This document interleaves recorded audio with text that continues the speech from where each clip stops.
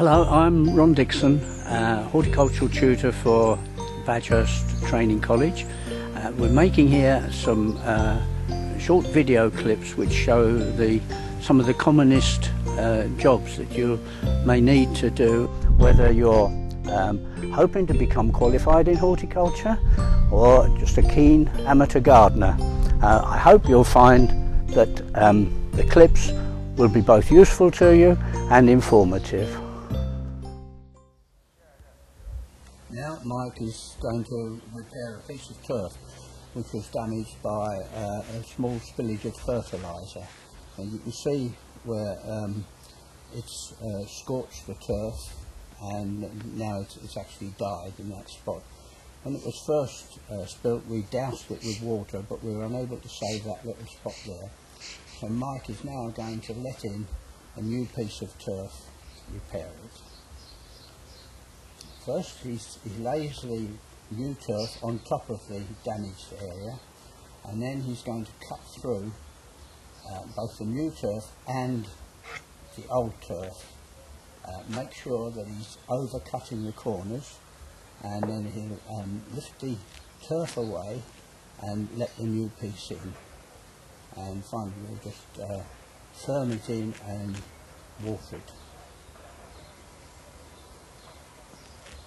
You see Mike is overcutting there, and he's cutting a small piece of the new turf to make sure that he's getting a good sharp edge to trim it in. You can see that the turf doesn't exactly match the old turf, but within about 3 weeks it'll gradually accumulate some of the weed growth and some of the other coarser grasses, and so within about 3 weeks you'll find this will make an invisible joint. We actually watered this turf yesterday, so that we should be able to get a good lift.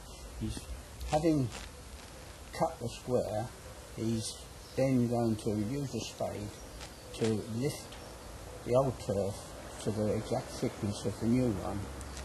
Now, the proper tool to use for this is called a turf float, which is a kind of heart-shaped spade with a raised handle.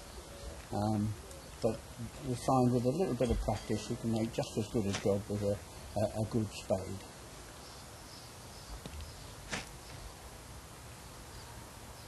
The secret is to keep the spade low, because there is always a tendency to sort of dig deeper as you go on and remove a wedge-shaped thickness.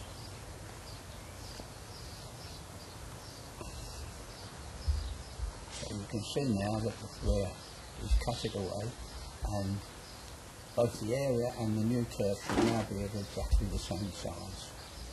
So now Mike will lift this turf away, and then with a spade he's just going to tease out the old turf. It's worth taking a little bit of time over this, because if you're really careful you can make an absolutely invisible joint. Otherwise you get some ruddy edges which will take a little while longer to marry in.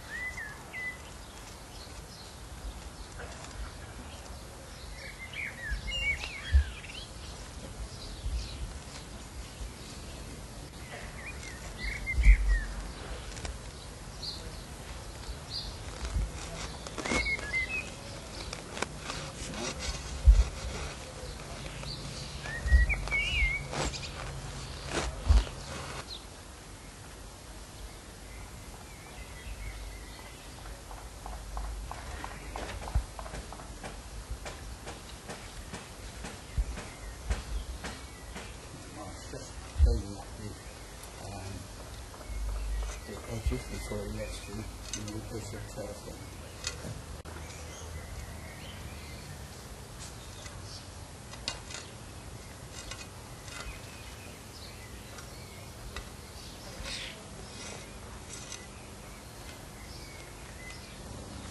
What he wants to do now is going to let this turf in, making sure that he tucks the new turf right tight up against the old edges, and then by the time he knocks it down, the middle will take care of itself.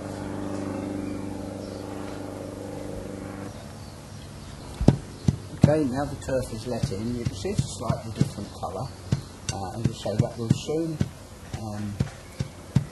combine with the rest of the turf, and within 2 to 3 weeks that will be a totally visible join.